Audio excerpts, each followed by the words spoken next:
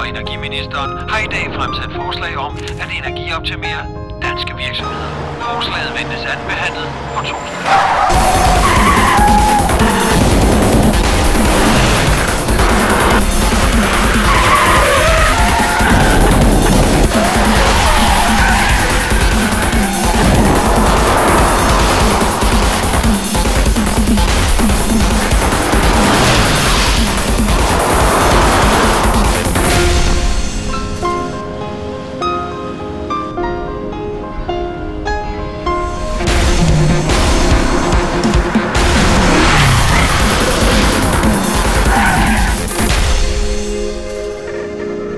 Jeg vil, herr minister.